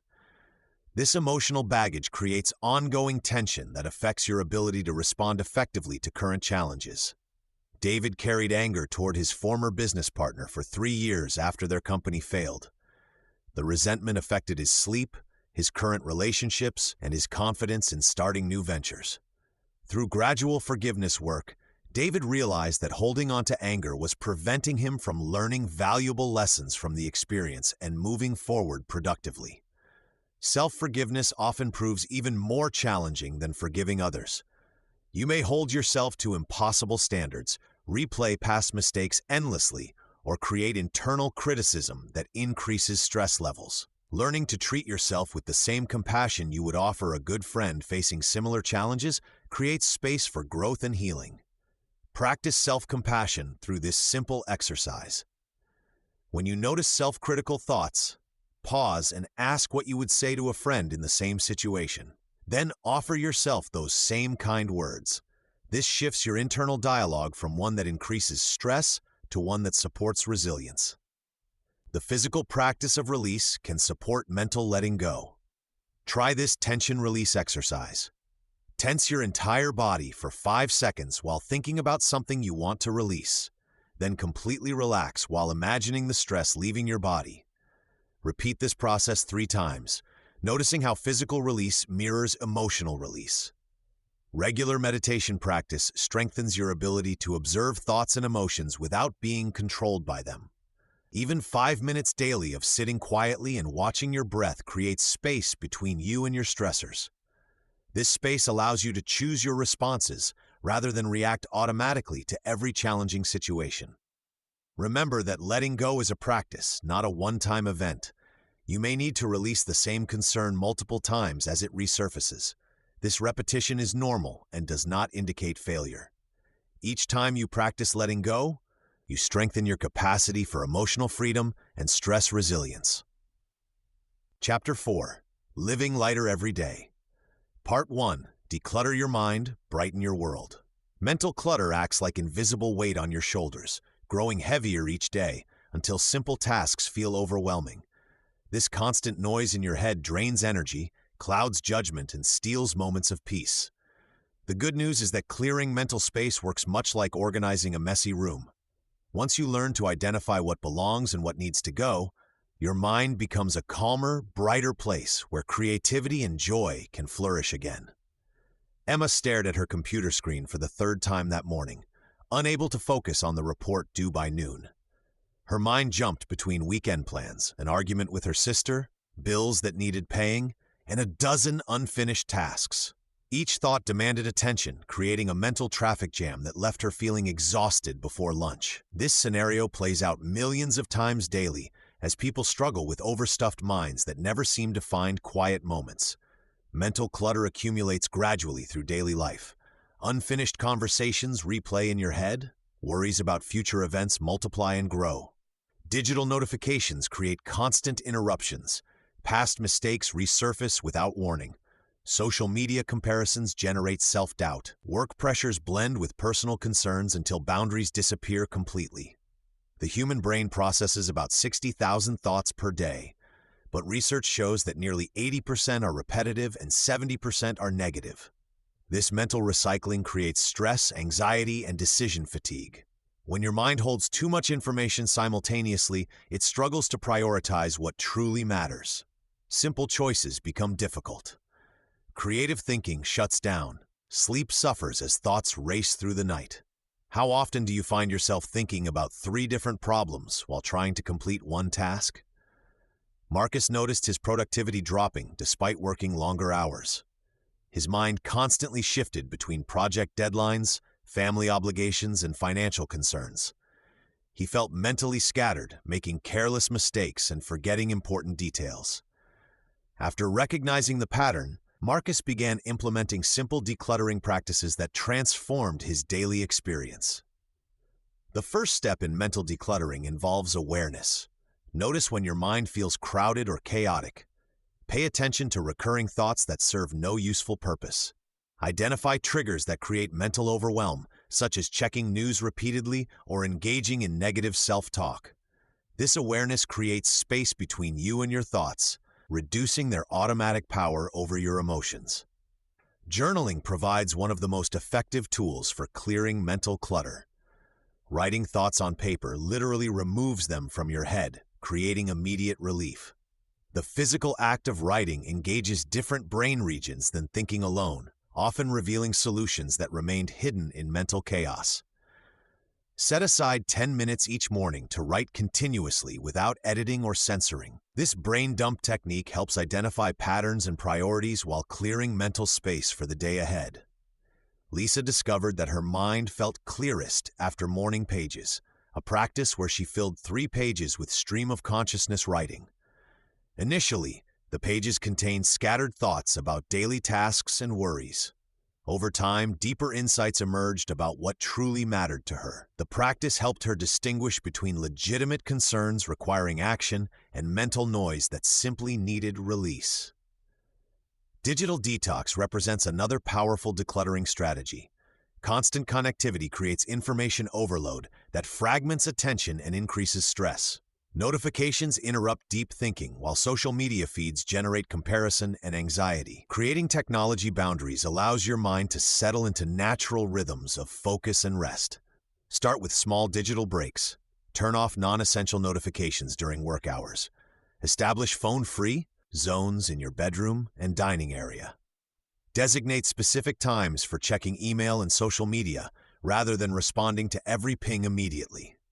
These boundaries create mental breathing room that accumulates throughout the day. What would change in your life if you checked your phone only at designated times, rather than whenever it buzzed? The worry trap captures many people in cycles of unproductive thinking. Productive worry leads to problem-solving and action. Unproductive worry creates anxiety without solutions, consuming mental energy while achieving nothing. Learning to distinguish between these types helps direct attention toward thoughts that serve you while releasing those that drain your resources. When worry thoughts arise, ask yourself 3 questions. Is this concern realistic? Can I take action right now? Will this matter in 5 years? If the worry fails these tests, practice letting it go through breathing exercises or physical movement. If it passes, either take immediate action or schedule specific time to address the concern properly. Kevin struggled with Sunday anxiety, spending weekends worrying about Monday's challenges. This pattern robbed him of rest and recreation while solving nothing. He learned to set aside 30 minutes each Sunday evening for weekly planning, addressing legitimate concerns while releasing unfounded worries. This simple practice restored his weekends while improving his Monday preparedness. Negative thought patterns create persistent mental clutter that affects mood and behavior.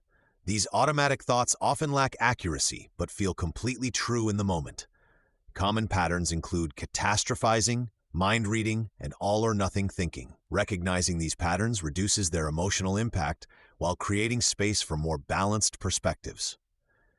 Challenge negative thoughts by examining evidence for and against them. Ask what you would tell a friend facing the same situation. Consider alternative explanations for events that seem threatening or personal. This cognitive flexibility helps break cycles of rumination while building resilience against future mental clutter. Physical decluttering supports mental clarity by reducing environmental distractions. Cluttered spaces create visual noise that demands mental processing power. Clean, organized environments promote calm focus while supporting clear thinking. Start with spaces where you spend the most time, creating physical order that reflects and supports mental peace. Rachel noticed that her cluttered desk made concentration difficult during work-from-home days. Piles of papers, random objects, and old coffee cups created constant visual distractions. After clearing and organizing her workspace, she experienced immediate improvements in focus and productivity. The external order helped create internal calm that lasted throughout her workday. Creating mental white space through regular breaks prevents overwhelm before it starts. Schedule brief pauses throughout the day for deep breathing, gentle stretching, or simple observation of your surroundings. These micro breaks reset your mental state while preventing the accumulation of stress and scattered thoughts. Meditation offers structured mental decluttering through focused attention practices. Even 5 minutes of daily meditation helps build awareness of thought patterns while creating space between you and mental noise. Start with simple breathing meditation, noticing when your mind wanders and gently returning attention to your breath. This practice strengthens your ability to direct attention intentionally rather than being swept away by mental chatter. The decluttered mind feels spacious, calm, and naturally creative.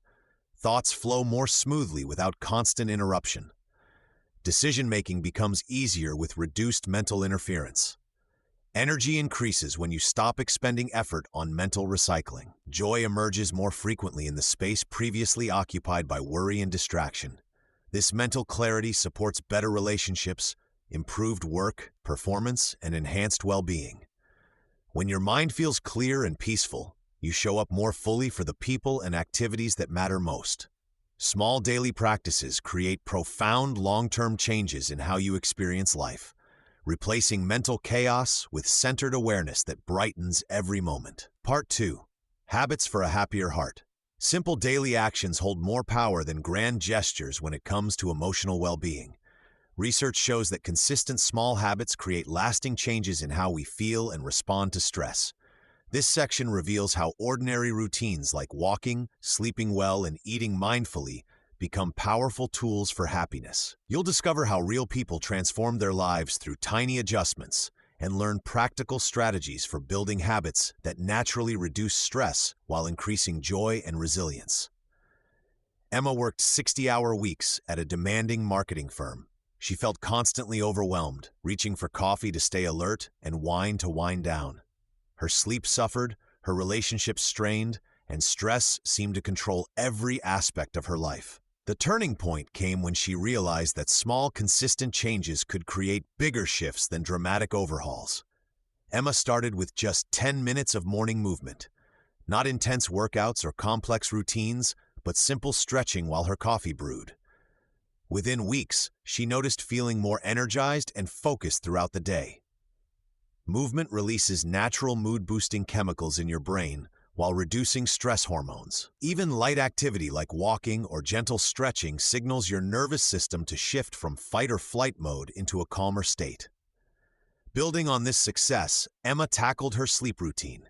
She set a consistent bedtime and created a simple wind-down ritual, dimming lights, putting away screens, and spending 15 minutes reading.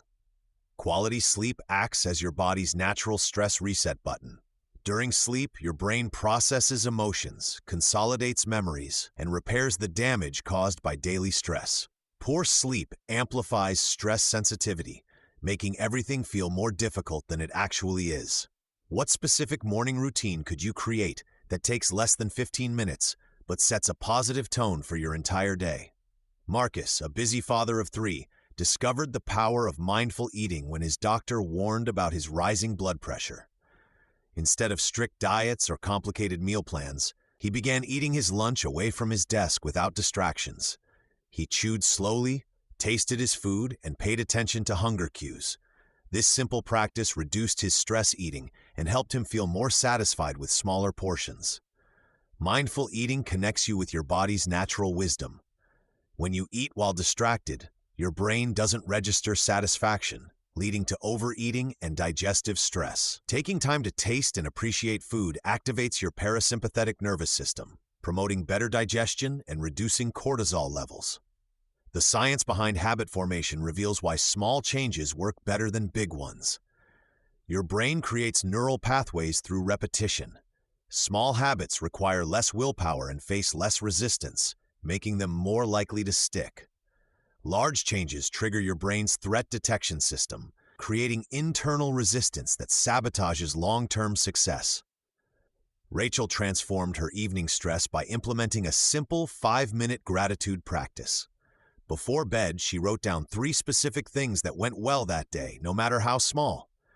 This shifted her brain's default pattern from rehearsing problems to recognizing positive experiences. Gratitude practices literally rewire your brain to notice more good things, creating an upward spiral of positive emotions that buffer against stress. The key to lasting habit change lies in connecting new behaviors to existing routines. Instead of relying on motivation or willpower, you create automatic triggers. Emma linked her stretching to brewing coffee. Marcus connected mindful eating to his lunch break. Rachel paired gratitude with brushing her teeth. How could you attach one small stress-reducing habit to something you already do every day? Tom, an accountant dealing with chronic back pain and work stress, started taking 5-minute breathing breaks every 2 hours. He set a gentle phone reminder and spent those minutes focusing on slow, deep breaths. This simple practice interrupted his stress cycle before it could build into overwhelming tension. Deep breathing activates your vagus nerve, which signals your body that it's safe to relax. Regular breathing practices don't require special training or equipment. When you breathe slowly and deeply, you give your nervous system permission to shift gears. Your heart rate slows, blood pressure decreases, and stress hormones reduce. These micro breaks throughout the day prevent stress from accumulating into chronic tension. Physical movement, quality sleep, mindful eating, gratitude, and conscious breathing form a foundation of daily practices that naturally boost emotional resilience. Each habit reinforces the others, creating a positive cycle that makes happiness more accessible and sustainable. The most successful people don't try to change everything at once. They choose one small habit, practice it consistently for several weeks, then gradually add another. This approach works because it respects how your brain actually changes and grows. Your daily habits shape your emotional landscape more than dramatic events or circumstances. By choosing simple, science-backed practices and implementing them consistently, you create a life where peace and joy become your natural baseline rather than occasional visitors. Small actions, repeated daily, become the foundation for a fundamentally different way of experiencing life. Part 3. Everyday Rituals of Peace. Creating daily rituals for peace transforms ordinary moments into powerful sources of calm and stability. These personal ceremonies don't require special training or expensive equipment. They simply need intention and consistency. When you establish meaningful rituals, you build reliable refuges from life's constant demands. Research shows that people who maintain regular peaceful practices experience lower stress hormones and better emotional regulation throughout their day. Elena, a nurse working 12-hour shifts, discovered this power when she started brewing green tea each morning before work. She would hold the warm cup, breathe in the steam, and set a positive intention for her day. This simple 5-minute ritual became her anchor, providing calm before entering the hospital's chaos. Over months, she noticed feeling more centered and resilient, even during difficult shifts. The ritual didn't change her demanding job, but it changed how she approached each day. Rituals work because they create predictable moments of peace in unpredictable lives. Your brain craves routine and finds comfort in familiar patterns. When you perform the same calming action repeatedly, Your nervous system begins to relax automatically when you start the ritual. This biological response happens whether you're lighting a candle, taking 3 deep breaths, or writing in a journal. The key lies in choosing rituals that genuinely resonate with you. Marcus, a busy father of 3, tried meditation but found sitting still for 20 minutes impossible. Instead, he created a bedtime ritual of walking slowly around his backyard for 10 minutes, listening to night sounds and feeling grateful for the day. This moving meditation suited his personality and became something he looked forward to, rather than another task to complete. What small action could you repeat daily that would bring you a moment of peace? Consider activities that engage your senses and slow your breathing naturally. Morning rituals set the tone for your entire day. Instead of immediately checking your phone or rushing into tasks, create a buffer between sleep and daily demands. This might involve stretching gently while still in bed, drinking water mindfully, or spending 2 minutes looking out your window. Rachel, a marketing manager, starts each day by writing 3 things she appreciates about her life. This practice takes less than 5 minutes, but shifts her mindset from scarcity to abundance before facing work challenges. Evening rituals help transition from the day's energy to restful sleep. Your body needs signals that it's time to wind down, especially in our always-on culture. These rituals might include dimming lights an hour before bed, taking a warm bath with lavender oil, or reading fiction instead of work emails. The specific activity matters less than the consistency and intention behind it. David, a software developer, struggled with racing thoughts at bedtime. He created a ritual of writing 3 lines about his day in a small notebook, followed by placing his phone in another room and doing gentle neck stretches. Within weeks, his sleep quality improved significantly because his brain learned to associate these actions with rest time. Gratitude rituals deserve special attention because they rewire your brain to notice positive experiences. Your mind naturally scans for problems and threats, but intentional appreciation builds new neural pathways focused on abundance and joy. This doesn't mean ignoring difficulties, but balancing awareness with recognition of what's working well. Lisa, recently divorced and feeling overwhelmed, started a simple gratitude ritual during her lunch break. She would eat outside when possible and mentally list 5 specific things she appreciated from that morning. Initially, she struggled to find items beyond "I'm healthy," but gradually noticed smaller pleasures like her coffee's taste or a coworker's smile. This practice helped her recognize that even difficult days contained moments of goodness. How might focusing on appreciation for just 2 minutes daily change your overall outlook? Movement rituals combine physical activity with mindful awareness. These don't require gym memberships or intense workouts. Simple practices like gentle yoga stretches, walking meditation, or dancing to one favorite song can shift your energy and release tension. The movement becomes ritualistic when you approach it with intention rather than obligation. Tom, an accountant spending long hours at his desk, created a ritual of stepping outside his office building at 3 p.m. each day. He would walk around the block once, paying attention to the sky, trees, and fresh air. This 10-minute ritual prevented the afternoon energy crash he used to experience and helped him finish work feeling less depleted. Creative rituals feed your soul through artistic expression. These might involve sketching for 5 minutes, humming while cooking, or writing stream of consciousness thoughts in a journal. The goal isn't producing masterpieces, but engaging the creative part of your brain that often gets neglected in practical daily life. Amy, a busy mother, discovered that coloring in adult coloring books for 15 minutes after her children went to bed helped her decompress completely. The repetitive motion and focus on color choice quieted her mental chatter and provided a transition between her day and evening responsibilities. Breathing rituals offer the most accessible path to instant calm because your breath is always available. Simple practices like counting breaths, breathing in for 4 counts and out for 6, or placing one hand on your chest and one on your belly while breathing deeply can activate your body's relaxation response within minutes. The power of rituals multiplies when you attach them to existing habits. This strategy, called habit stacking, makes new practices easier to remember and maintain. If you already drink morning coffee, add 3 minutes of mindful breathing while the coffee brews. If you always brush your teeth before bed, follow it with writing one sentence about something positive from your day. Remember that your rituals should evolve with your life circumstances. What works during one season might need adjustment during another. The practice of creating peaceful moments remains constant, but the specific forms can change. Be patient with yourself as you discover which rituals truly serve your need for calm and stability. Your daily rituals become investments in your overall well-being, creating compound returns of peace and resilience over time. These small, consistent acts of self-care demonstrate to yourself that you deserve moments of calm, regardless of external pressures or demands. Part 4. Writing your next chapter. Looking back on where you started reading this book and where you are now, you may notice something remarkable has happened.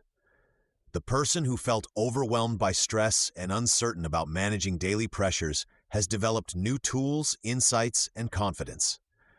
You have learned that stress management is not about achieving perfection, but about building skills that help you respond rather than react. This section will help you plan your continued journey, celebrate the progress you have made, and design a future where self-care and intentional living become the foundation of your story. Stories often have turning points where characters realize they have the power to shape their destiny. Rachel discovered this truth after months of practicing the stress management techniques she had learned. She had started with simple breathing exercises during her commute and gradually built a collection of calming rituals throughout her day. 6 months later, facing the same demanding job and family responsibilities, she noticed something different. The stressful situations had not disappeared, but her relationship with them had changed completely. What used to send Rachel into a spiral of worry now prompted her to pause and choose her response. When her teenage son came home upset about failing a test, instead of immediately launching into problem-solving mode or becoming anxious herself, she took 3 deep breaths. This simple pause allowed her to listen first and respond with compassion rather than react with her own stress. The transformation was not dramatic or sudden. It happened through small, consistent choices that accumulated over time. Each morning when Rachel chose to spend 5 minutes with her gratitude journal instead of immediately checking her phone, she was writing a different story for her day. Each evening when she took a short walk instead of collapsing in front of the television, she was investing in her future well-being. Think about your own journey over these past chapters. What small changes have you already started making? These might seem insignificant, but research shows that tiny habits create lasting transformation when practiced consistently. The key is recognizing these changes as victories rather than minimizing their importance. Marcus found himself in a similar position of reflection after implementing stress reduction practices for several months. As a project manager in a fast-paced technology company, he had initially been skeptical about whether simple techniques could make a real difference in his high-pressure environment. His turning point came during a particularly challenging week when 3 major deadlines collided. Instead of falling into his old pattern of working longer hours, skipping meals, and losing sleep, Marcus applied what he had learned. He scheduled short mindfulness breaks between meetings, maintained his morning exercise routine despite the pressure, and communicated clearly with his team about realistic expectations. By the end of the week, not only had his team met their deadlines, but Marcus felt energized rather than depleted. The most surprising discovery for Marcus was that his improved stress management actually enhanced his professional performance. His clearer thinking, better communication, and increased resilience made him more effective, not less. This realization helped him understand that self-care was not selfish but essential for showing up fully in all areas of his life. Your stress management journey is unique, but certain principles apply universally. Progress is rarely linear, and setbacks are part of the learning process. The goal is not to eliminate stress entirely, but to develop a healthier relationship with it. When you view stress as information rather than a threat, you can respond with curiosity instead of fear. Consider Elena, who discovered that her stress often served as an early warning system. When she noticed her shoulders tensing during meetings, she learned to recognize this as a signal that she needed to advocate for herself or clarify expectations. When she felt overwhelmed by her to-do list, she used this feeling as a prompt to prioritize and delegate rather than simply push through. This shift in perspective transforms stress from an enemy to be defeated into valuable information to be understood. Your body and mind are constantly communicating with you about your needs, boundaries, and values. Learning to listen to these signals and respond appropriately is a skill that improves with practice. What signals has your body been sending you lately? How might you respond to these messages with greater kindness and wisdom? The process of writing your next chapter involves both celebrating progress and setting intentions for continued growth. Start by acknowledging the changes you have already made, no matter how small they might seem. Perhaps you have begun taking deeper breaths during stressful moments, or maybe you have started saying no to commitments that do not align with your priorities. These changes represent more than behavioral modifications. They reflect a fundamental shift in how you relate to yourself and your experiences. When you choose self-compassion over self-criticism, or when you prioritize rest over endless productivity, you are rewriting the story of how you believe you deserve to be treated. Planning your continued journey requires both structure and flexibility. Create a framework that supports your well-being while remaining adaptable to changing circumstances. This might involve identifying 3 core practices that you commit to maintaining regardless of how busy life becomes, along with several optional practices that you can add when time and energy allow. David created such a framework after recognizing that his all-or-nothing approach to stress management was not sustainable. During calm periods, he would commit to elaborate self-care routines that became impossible to maintain when work pressures increased. This cycle left him feeling like he was constantly failing at taking care of himself. His solution was to identify 3 non-negotiable practices that took minimal time but maximum impact. These included drinking a full glass of water upon waking, taking 5 conscious breaths before starting his car, and writing down one thing he appreciated about his day before going to sleep. During busier periods, he focused solely on these basics. When he had more time and energy, he added longer meditation sessions, nature walks, or cooking healthy meals. This flexible approach allowed David to maintain consistency without perfectionism. He learned that showing up imperfectly was far more valuable than not showing up at all. His stress levels decreased not because his life became less demanding, but because he developed reliable ways to care for himself regardless of external circumstances. Your next chapter will likely include challenges you cannot predict and opportunities you have not yet imagined. The tools and insights you have gained provide a foundation for navigating whatever comes next. Trust in your ability to adapt these practices to new situations and to continue learning about what works best for you. Remember that growth is not always comfortable, and healing is not always linear. There will be days when old patterns resurface, or when stress feels overwhelming despite your best efforts. These moments are not failures but opportunities to practice self-compassion and to recommit to your well-being. The story you are writing is not about achieving a stress-free life, but about creating a life where you can handle stress with greater ease and wisdom. It is about building resilience, cultivating presence, and honoring your needs even when the world around you seems chaotic. As you continue forward, carry with you the knowledge that every small choice matters. Each time you pause before reacting, each moment you choose kindness over criticism, and each decision to prioritize your well-being creates ripples that extend far beyond the immediate moment. You are not just managing stress, are modeling for others what it looks like to live with intention and self-respect. Your next chapter begins now with whatever choice you make in this moment.